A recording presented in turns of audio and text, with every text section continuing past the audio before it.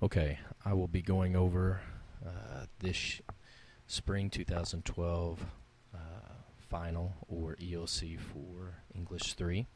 And what it will entail or what it will cover this go around will be what we did the second semester, which will be dealing with Huckleberry Finn, The Great Gatsby, the research paper,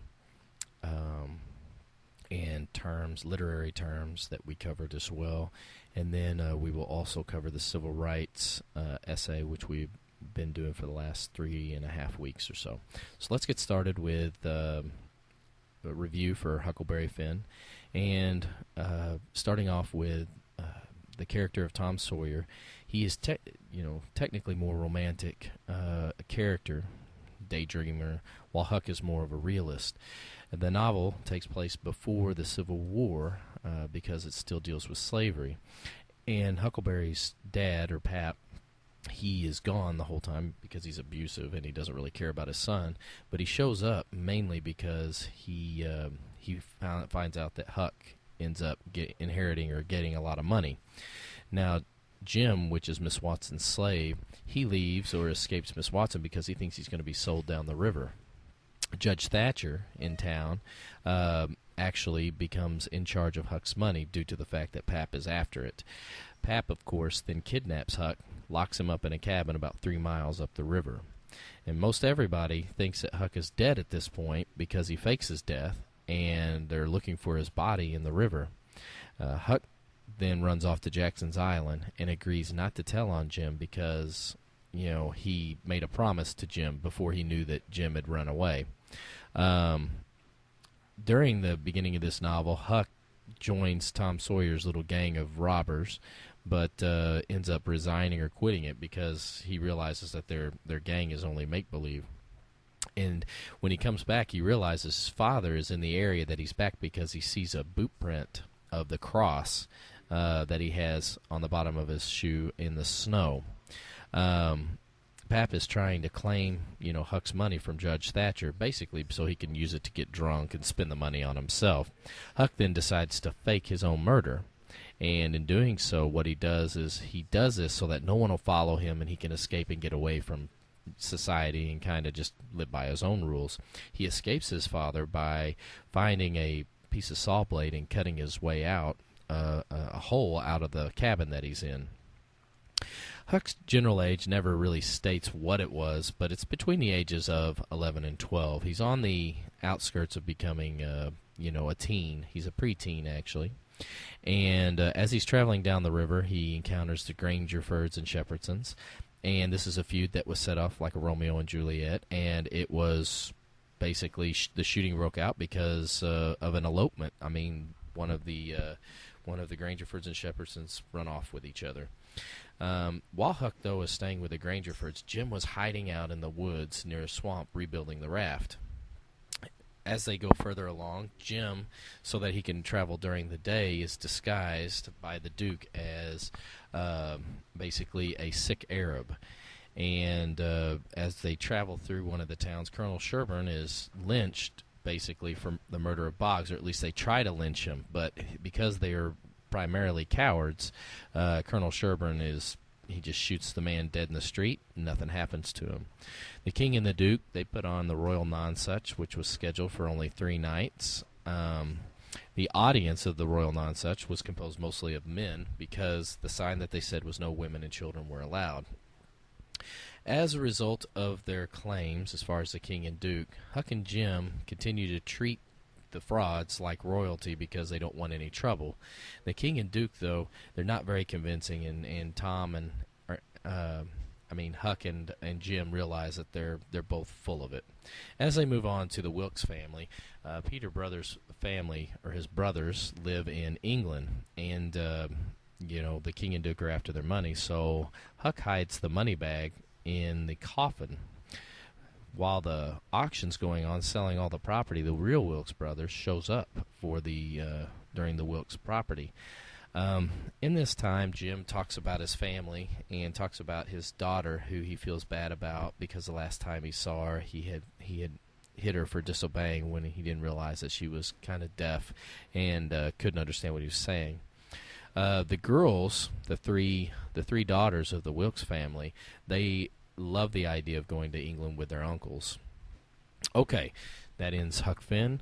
We move on now to our research, which is the research paper. And whenever you're doing or creating a thesis statement, the one thing you don't do is it doesn't announce itself. It's one of those, it doesn't say, in this paper I will. It just basically has a focus, and it's direct. It has, an attitude or opinion about it, and a topic, of course, in the statement. Another thing that you shouldn't do, whenever you're writing a thesis statement, is announce itself, or you personalize it, or you ask questions. What it should do is appear at the end of the introduction. And really, the definition of a thesis statement is it's a topic along with a controlling idea. Now, in an introduction, one of the things that should not be included is a concluding statement. This is something that goes at the end of the paper, in the conclusion.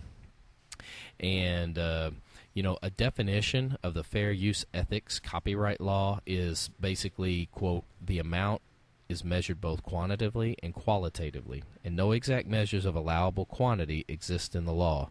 Quantity must be evaluated relative to the length of the entire original and in light of amount needed to serve a proper objective. This is, again, the definition of fair use ethics and copyright.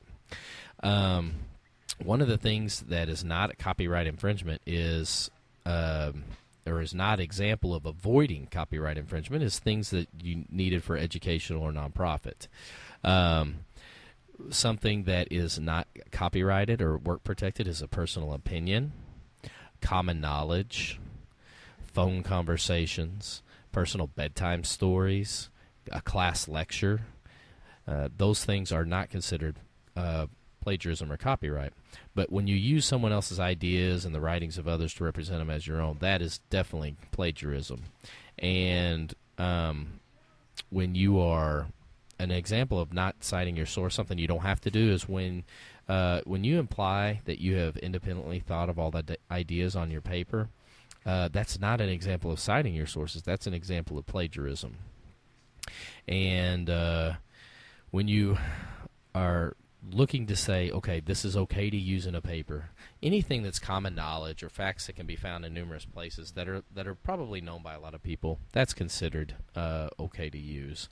Now, when you are using someone else's words, word for word, and you put them in quotes, that's a quotation or quoting someone. If you're using someone's ideas and you're putting them in your own words, you're not just rearranging them, but you're reading and removing the text and then saying it in your own words, that is paraphrasing. And anytime that you are citing something in using the MLA style, that's called citing, okay? That's the standard form of citation. MLA stands for Modern Language Association that we use. And when you insert a short reference in the body of a paper, this is what we call an in-text citation, okay? But whenever you are preparing a list at the end and you have a list of sources, this is what we call a works cited list. All right, now on to The Great Gatsby, and let's talk about, it's going to be bouncing all around, but Klipspringer was basically a boarder or freeloader who lived there with Gatsby, took advantage of him. And Gatsby, when he's discussing himself about Nick, he lets him know that he inherited his wealth, went to Oxford, and fought in the war. The matter, though, that Gatsby wanted Jordan Baker to discuss with Nick was to have Nick set up a meeting between Gatsby and Daisy so he could meet him. Meyer Wolfheim is considered a gangster.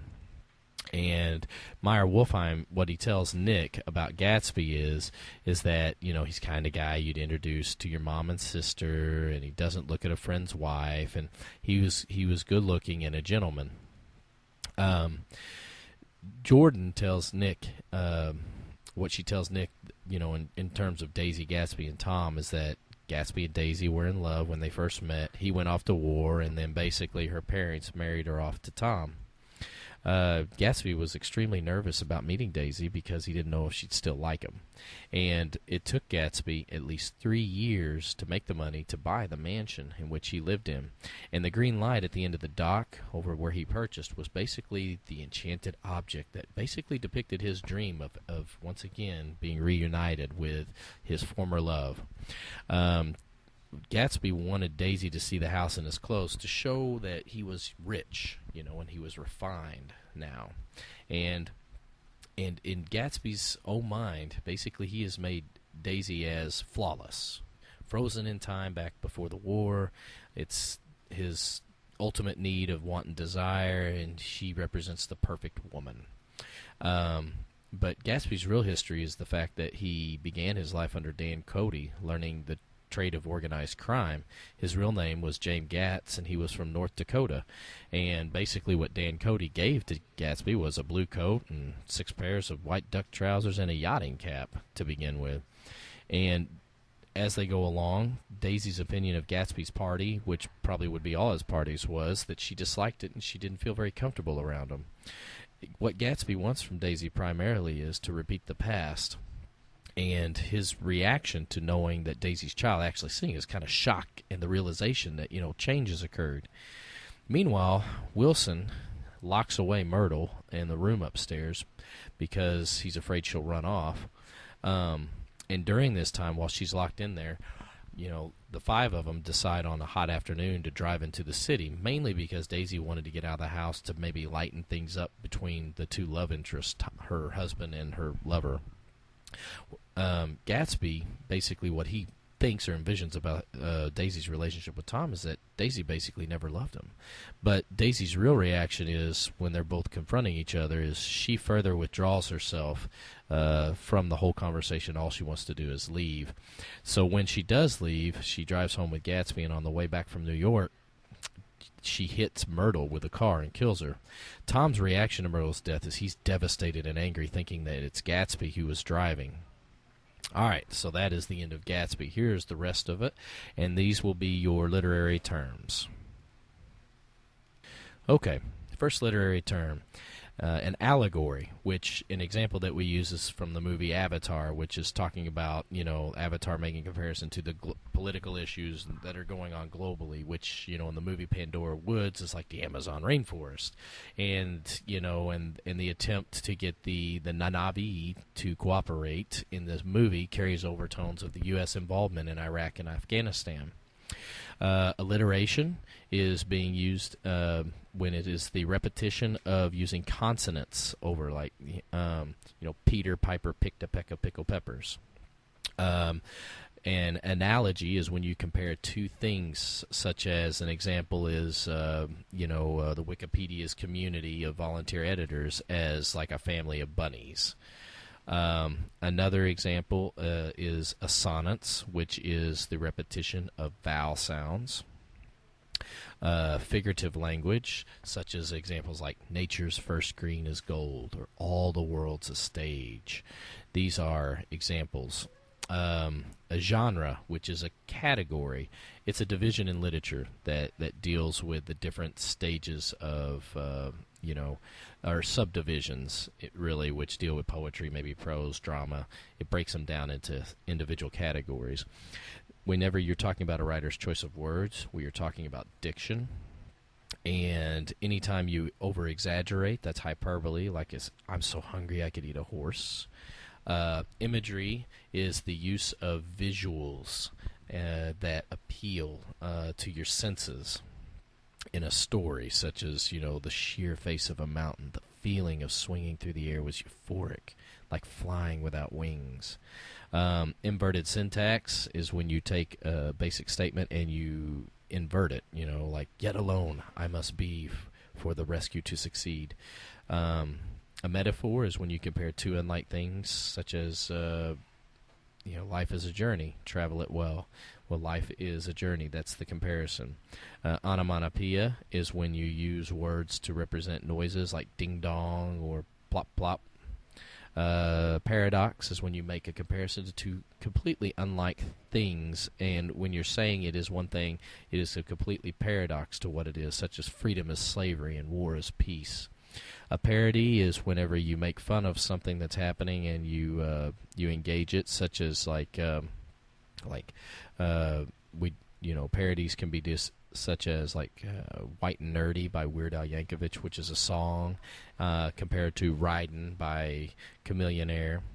Then we have personification. This is giving inanimate objects human characteristics. Repetition simply is that, when you repeat the same line over and over again, like, say, for instance, Nevermore from The Raven. Rhetorical questions are simple questions that we already know the answer to.